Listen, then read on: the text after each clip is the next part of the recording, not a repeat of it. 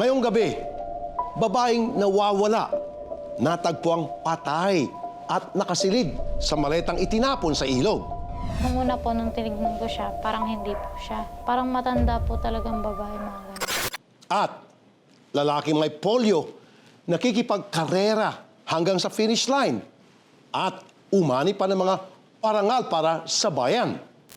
Ako po, si Rafi Tulfo, ang kapatid mo.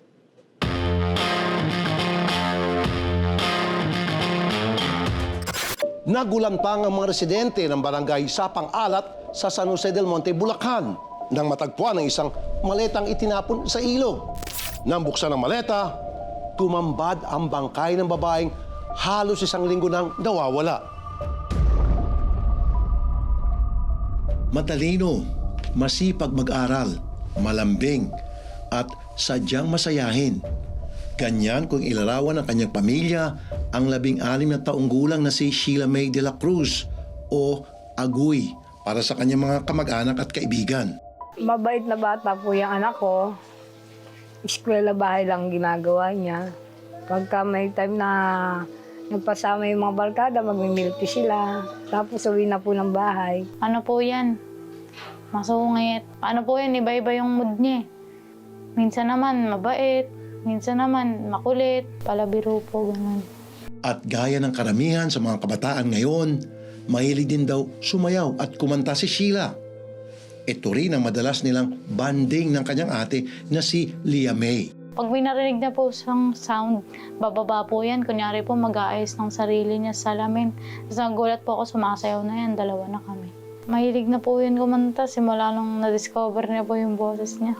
Ang magkapatid, may favorite spot daw sa kanilang bahay para sa kanilang mga TikTok dance. Dito po kami madalas mag-TikTok po. Bali po, dalawa po kasi yung salamin dito.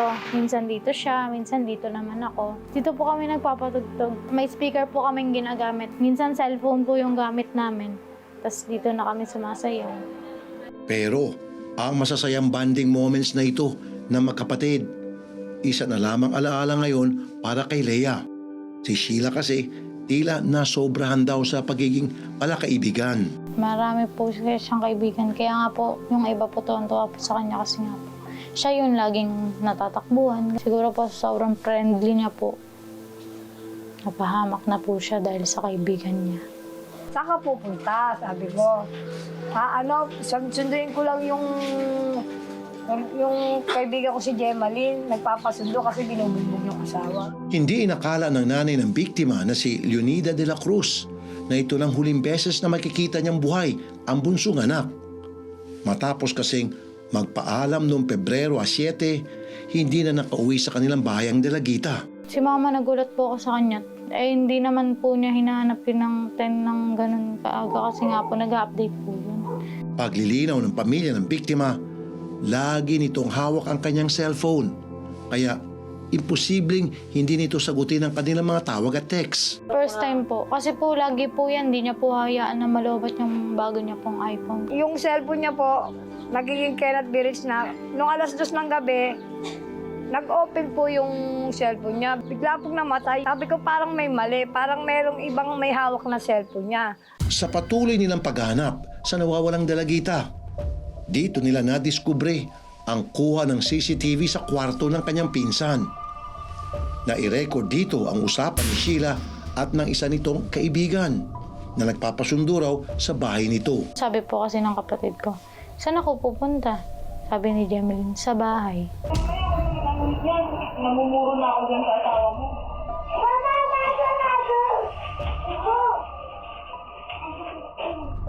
Saan ka pupunta?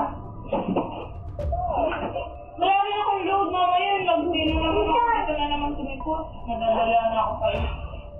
Ang kaibigang kausap nung gabi bago siya mawala ay si Gemaline Campilan, 18 taong gulang. Madalas daw itong tumatawag sa tuwing sinasaktan siya ng kanyang kinakasama. Kaklase po siya ng anak ko mula nung grade 8 to grade 9. Kung grade 9 na po, is hindi na po nagpatuloy ng pag-aaral. Minsan na po nagpunta rito yung babae na yun. Kasi nagpunta po rito yun is inaaway din po siya ng asawa niya. Kinutuban tuloy ang pamilya na baka may kinalaman si Gemaline. at ang kalibin nitong si Hamim Usman o mas kilala bilang Mikey sa misteryosong pagkawala ni Sheila. Malaki po ang paniniwala ko yung kada mag-aaway yung mag-asawa. Yung anak kong sandigan nung Gemaline na yon, dinamay po nila yung anak ko sa pag-aaway nila. Kinabukasan, agad daw nilang pinuntahan sa bahay si Gemaline upang tanungin tungkol kay Sheila. Pero wala raw itong naitulong. Hanggang sa isang araw, maging sina Gemaline at Mikey missing in action na rin. Yung Gemaline na yun, pinuntahan po namin Sabado ng umaga. Sabi po namin, asan yung anak ko? Ikaw ang huling kausap at ikaw ang pinuntahan. Ay sabi niya, ay, hindi naman kami nagkita. February 8 po, nakausap pa po namin yung Gemaline. Hindi daw po sila nagkita nung kapatid ko. Balisa po yung Gemaline. Nanginginig po. February 9, pinunta na uli ron, wala na po yung mag-asawa. Hindi pa rin nawawalan ng pag-asa ang pamilya ni Sheila. Kaya ginagawa nila ang lahat ng paraan. Hanggang sa pinatulan na rin nila ang pagpapahula para mahanap ang nawawalang dalagita. Ano nga bang sinabi sa hula na may kaugnayan sa lugar kung saan natagpuan ang katawan ni Sheila? Tutukan natin ito. Gumuho ang mundo ng pamilya ni Sheila nang nakita na nilang dalagita. Wala nang buhay at nakasilid sa maleta. Ano nga bang malagim na sinapit ni Sheila at sino-sino ang gumawa nito? Ngayon ako naman ang ulit yan. Namumuro na ako dyan sa asawa mo. Mama, nasa. Ito. Saan daw pupunta? Ito ang kuha ng CCTV noong February 7 ng gabi bago mawalang dalagitang si Sheila May de la Cruz. Sa isa pang kuha ng CCTV, nahagip naman siya na naglalakad. Papunta na raw siya noon sa bahay ng kaibigang si Gemaline. Ito po yung lugar na nasagip ng CCTV camera papunta po doon sa way ng bahay ng Gemaline. Papunta po, ito, hanggang papunta po siya rito pag ng gabi. Nung galing po siya sila sa bahay. Pag ganun po siya. Hanggang dito lang po kung inabot ng yung CCTV. Kumbinsido ang pamilya ng dalaga na sangkot ang kaibigang si Gemaline at Mikey sa kanyang pagkawala. Yun nga lang, maging ang dalawa ay hindi na rin makita. Pagdating ng linggo ng umaga, binalikan namin siya. Wala na po yung mag-asawa. Ilang araw mula nang mawala si Sheila, wala pa rin resulta ang paghahanap sa kanya. Pero ang ilang miyembro ng pamilya, tila nagkaroon na raw pala ng pangitain bago pa man ang kanyang pagkawala. Nagda-drive daw po kami ng boyfriend ko dyan sa may kanto po ng Crystal. Nakita ko po siya na naka-gray, naka-pants na black. Tapos po pagbalik po namin ng boyfriend ko, wala na po siya. Ayun po yung panaginip ko. Ang sakit po ng dibdib ko ng time na yun. Tapos yun, nagising po ako. Parang may mabigat sa akin. Si Lola Emeline, pilit pa nga raw nilalabanan ang pagpapahiwatig sa kanya ng apo. May nagpahiwatig na sa amin nung Sabado na yun na tagal ng ventilador ko kung bakit tumumba na basag. Ako naman, siyempre puyat ako. Ang akala ko, asawa ko ang nanggising sa akin. Pero paglinga ako lang mag-isa sa kwarto. Hindi ko inalintana yun. Pilit kong winawak siya yung na yun. Ayokong mag-isip ng hindi maganda sa kanya. Emosyonal din ikunento sa amin ni Lola Emeline ang huling pamamasyal ng kanilang pamilya kasamang apo. Kung bakit naisipan kong magsimba kami ng Manawak ng linggo. Napakasaya pa namin na nagsimba sa Manawak hanggang sa pag-uwi. Masaya siya. Huling salita niya pa sa lolo niya sa asawa ko, "Lo, dalan mo ko ng donut." Nung Biyernes na yun na nawala na siya. Habang tumatagal na hindi nakikita si Sheila, bumibigat ang pasani ng pamilya. Kaya nagdesisyon na rin silang lumapit na sa manghuhula. Lahat ng nilapitan nila, isa raw ang sinasabi. 3 manghuhulang pinagpahulaan namin. Iisa lang, ilog. Dito na nagsimula maghanap ang pamilya sa pinakamalapit na ilog sa kanilang lugar. Sa unang araw pa lamang ng paghanap, tila nasagot daw agad ang kanilang panalangin. Nakita po namin yung maleta. Nalagpasan po nila yun. Parang may nagaan sa kanya na bumalik. Yung pagbalik nila, nakita na niya yung maleta. Confirmado daw po na tao kulay gray, tapos nakashort po na maong. Mga 6:30 nila na-discover yung maleta dito po sa yung mga nakaigang damo na yan. Pinuntahan po ng kapulisan natin para i-verify yung report. Nang pinuntahan, dyan na-discover nga po na may katawan nga po sa loob. Kaya nagpatawag kaagad ng SOCO at investigador ang mga first responders natin. So yung location po ng pinagtapunan ay halos 30 meters lang yung distansya ng Caloocan and Graceville, San Jose del Monte. May nag-report na may nakita silang nakasilid na bangkay doon sa banda ng Barangay Graceville, kung kaya't SGDM police yung pumunta po sa area. Lakas loob na sumama si Lea May sa morgue para subukang i-identify ang bangkay sa loob ng maleta. Nung una po, nung tinignan ko siya, parang hindi po siya. Kasi po, sobrang bloated. Tapos iba na po yung mukha. Parang matanda po talagang babae, mga ganun. Pinayos po. Ano po siya? Yun nga po yung short niya, tapos yung damit. Kasi po yung short po na ginagamit niya, yun po yung hiraman po na, pinaghiraman niya po sa akin. Mama, sabi niya, Mama, si Sheila daw po talaga, yung kapatid niya po talaga. Ganoon na lang ang hinagpis ng pamilya sa karumaldumal na sinapit ng malambing at masayahin nilang kaanak na si Sheila. Sa pagsusuri sa kanyang labi, lumabas na 19 na saksak ang kanyang tinamo bago siya sapilitang isinilid sa maleta. Based dun sa autopsy report ng ating SOCO, lumalabas na multiple stab wounds yung kinabatay, particularly doon sa neck area. Ayon naman sa mga pulis, matapos matagpuan ang bangkay ng biktima, may lumutang na 2 witnesses. The joint investigation of the Caloocan PNP and San Jose Police Station ay may lumabas na testigo tayo na nagsasabing nakita niya mismo yung mag-asawa na nilalagay sa luggage yung katawan ng biktima. Narinig pa nga ng ating witness na sabi ng lalaki na, uy, yung kamay niya, naipit. In this case, meron yung tinatawag na premeditation, yung bang sinadya ba, pinag-isipan ba talaga ito, pinaghandaan, merong intent talaga, yung malicious intent, nandoon, life imprisonment. Yun ang magiging penalty. Itinuturing ng persons of interest ang magkasintahang Jemeline at Mikey dahil bukod sa sila ang sinasabing huling nakasama, bigla rin silang nawala nung hinahanap na ang biktimang si Sheila. Meron tayong tinatawag na innocent until proven guilty, di ba? Pero flight kasi, yung ginawa nila na basta nila nag-asabalutan, umalis nila, mas mahihirapan ngayon sila nga magbigay ng mga katibayan. Babala pa ng abogado, may pananagutan sa batas ang sino mang tutulong sa pagtakas o magkakanlong sa mga hinihinalang suspect. Ito naman, ang penalty naman sa kanila, 2 degrees lesser ng penalty doon sa pinaka-principal.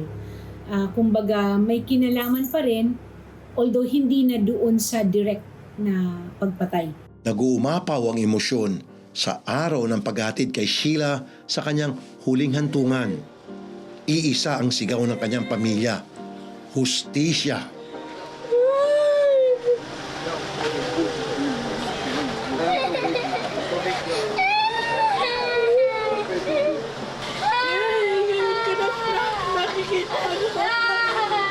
Siguro kung wala si Sir Rapi Tulfo, hindi natin alam kung saan tayo pupuan itong paligid.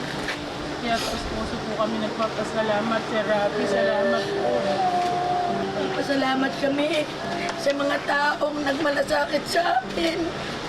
Lalo na dito sa nagtumulong sa amin, si Rapi Tulfo. At mabigyan ng hustisya itong pagkamatay ng apo ko.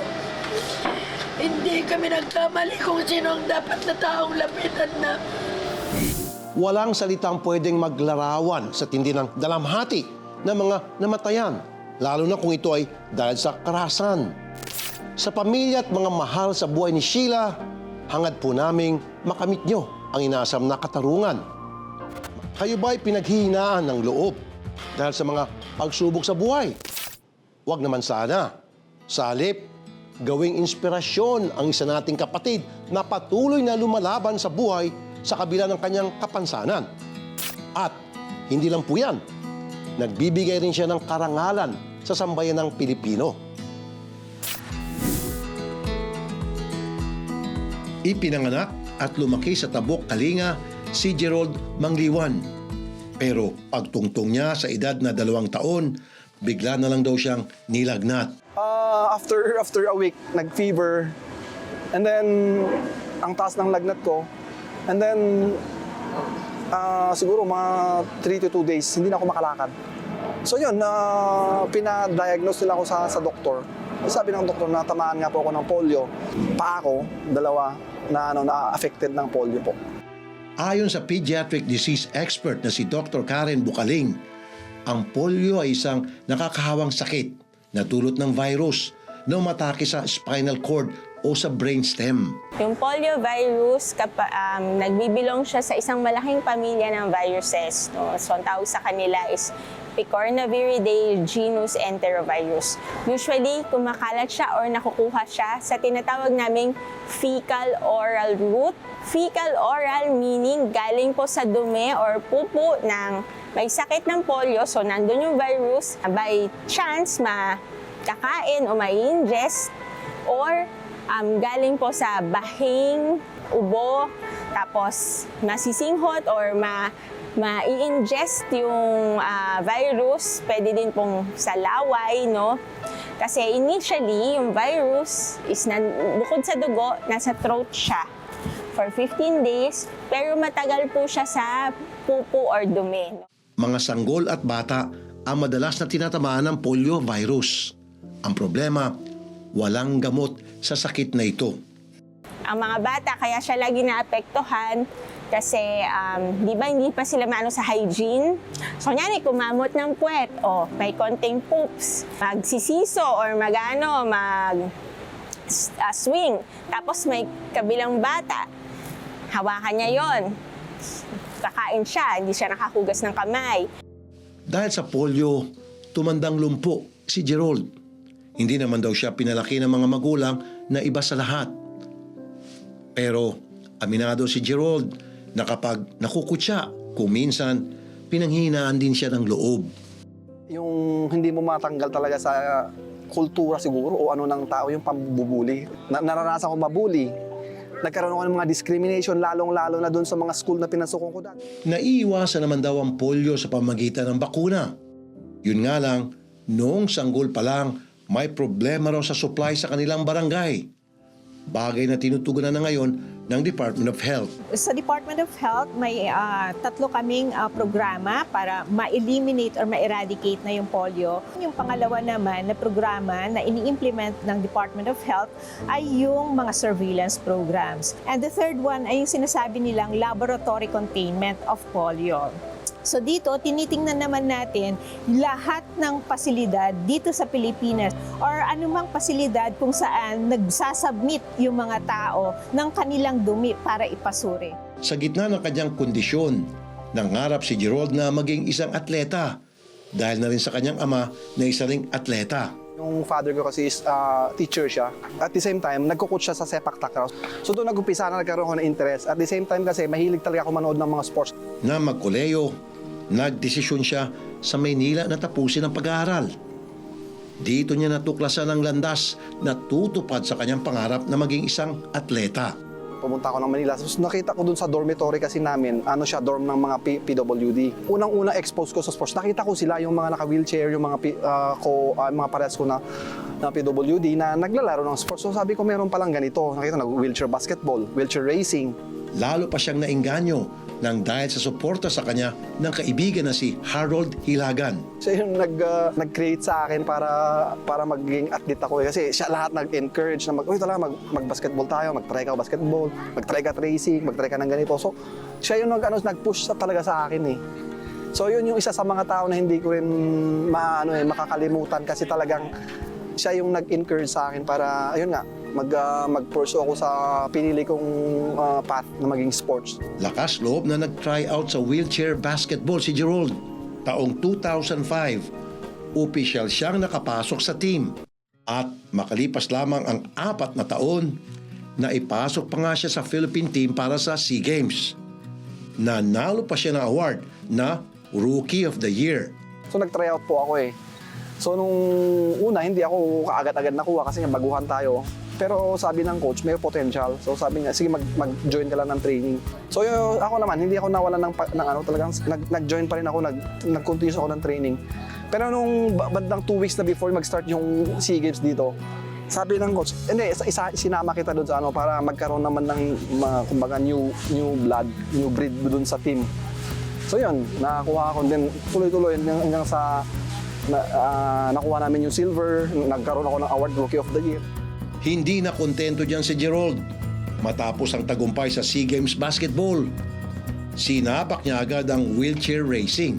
Sa wheelchair racing naman, talagang naging, kumbaga, nagugustuhan ko kasi siya eh. Kasi nga, sabi ko, ito yung sport siguro ng para sa akin. Saksi si Coach Bernard Elbuen sa ginawa ni Jerold mula nung magsimula pa lamang siya bilang atleta hanggang ngayon. Talagang binibigay niya lahat ng best niya pagdating sa competition eh. Anytime, basta't sabihin na may laro siya, talagang buo talagang loob niya, laban talaga siya eh. At tuloy-tuloy naman yung training niya. Ngayon, saktong 20 taon na sa sports si Jerold. Tingin ni Coach Bernard, malayo pang mararating ng binata. Cross training from wheelchair basketball to wheelchair racing. Di malayo ang inuuwi niya, na maaga yung training namin. Pupunta siya dito from Novaliches. Naka-wheelchair. Yung 3 wheels, nagpagawa siya ng 3 wheels talaga na yung personal niya. Hanggang ngayon, hamon pa rin sa kanyang kawalan ng kakayahan na makapaglakad. Pero sa bawat padyak, tumitindi raw ang kanyang paniniwala na ang lahat ng kanyang ginagawa ay plano na may kapal. Everything has a plan naman ang God. Naniniwala po ako doon eh. So binigyan ako ng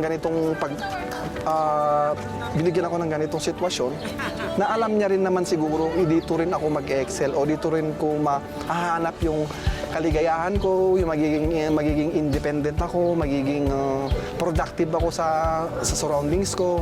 Yung ganung ano. So I think it's blessing talaga sa akin to eh. Sa kasalukuyan, tuloy-tuloy pa rin ang ginagawang pagsasani ni Jerold para makamit ang pinakainasam na medalya. Pero sino-sino nga bang kanyang mga gabay at inspirasyon upang hindi sumuko at para magpursige sa buhay? Sa tindi ng kanyang mga pagsasanay at sa layo na rin ng kanyang narating bilang para-athlete, wala na makakapigil kay Jerold na muling ibandera ang Pilipinas sa susunod na international competitions. 2 gold medals, 1 silver, and 1 bronze. Nag-uwi na naman ng bagong karangalan sa bansa ang pambato nating si Jerold Pete Mangliwan. Mula sa katatapos lamang na 2025 New Delhi World Para-Athletics Grand Prix sa India, determinasyon at tibay ng loob ang naging puhunan ni Jerold. Kaya nagtagumpay sa sports. Kahit pa siya ay naka-wheelchair. Pero siyempre, hindi ito posible kung walang suporta ng mga nagmamahal sa kanya. For me, nakaka-proud po sa part na nakikilala po nila si Papa bilang, ayun nga po, athlete na nag-represent ng Philippines po. Proud na proud po ako kay Papa dahil po kilala siya na lumalaban sa ibang bansa. Mahal na mahal ko po siya tulad ng pagmamahal na sa amin. Nagpapasalamat siya na normal lahat ang kanyang 3 anak at pawang mga atleta pa ang mga ito. Po yung mga taekwondo athlete. In fact, yung babae ko po is naglalaro siya sa varsity from the Science High School, and then yung isa naman is sa San Beda High School dito sa may Manila. Ganon din yung bunso namin, so active po din po sila sa sports. Kung si Jerold iniidolo ang kanyang ama, ganon din ang paghanga sa kanya ng anak na si Raisa. Minomotivate po ako ni Papa kapag nahihirapan na po ako sa pag-manage po ng time ko. Pag sinasabi niya po na kaya nga student-athlete yung tawag sa inyo kasi student yung nauna. So, ACADS first before yung sports, and learn to manage your time po talaga para hindi ka po nahihirapan na maghabol ng mga activities mo. At kahit nga may kapansanan, mistulang Superman pa rin daw siya ng kanilang tahanan. Kaya naman, ang misis niyang si Rosie, in love sa kanya. Kahit ganyan siyang hindi buo tulad sa karamihan, pero nagagawa niya ng solusyon lahat ng mga bagay na hindi dapat maibigay. Marami na rin naipundar si Jerold sa pagiging para-athlete. Nagsimula siya na literal na wheelchair lang ang sinasakyan papunta sa mga training. Nang manalo siya ng gold medal sa kauna-unahang pagkakataon noong 2013, Kahit pa paano, gumanda-ganda eh. Ayun, nakabili na siya ng motorsiklo, pinalagyan niya ng sidecar. From motorsiklo, nakabili na ng Terra. Tawag ko sa kanya, DJ. Sabi ko, Don Jerold. gayunman, aminado si Jerold, may mga panahong kinakabahan din siya na baka maubos ang mga kompetisyong pwedeng salihan ng mga tulad niyang para-athlete. Pero mismong Philippine Sports Commission ang nagtiyak na marami pang pintong magbubukas para sa mga kapatid nating may kapansanan. The future is very bright for our para-athletes. No? Again, nandito ang Philippine Sports Commission para matulungan ang ating mga para-athletes makamit ang kanilang pangarap na magkaroon ng medalya sa Paralympic level naman. Pagtityak din ng PSC, katuwang sila sa pagpapatupad ng ating mga batas na nagsisigurong may pantay na oportunidad para sa persons with disabilities kahit nasa ang sektor man sila ng lipunan. So the focus is not just our elite para-athletes, but also the PWD sector. The objective of the Commission is to create opportunities for all sectors. And one of the sectors, of course... Ngayon, tuloy lang sa pagsasanay si Jerold. Hindi lamang para sa susunod niyang malaking karera, kundi pati sa darating pang mga hamon sa kanyang buhay.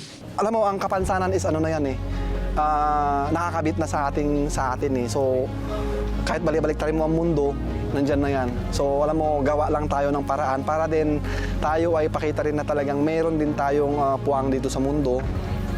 Laban, Pilipinas! Basta't determinado at pusigido, mapagtatagumpay ang laban hanggang sa dulo. Hanggang sa susunod na linggo, ako po ang kapatid mo, Rafi Tulfo.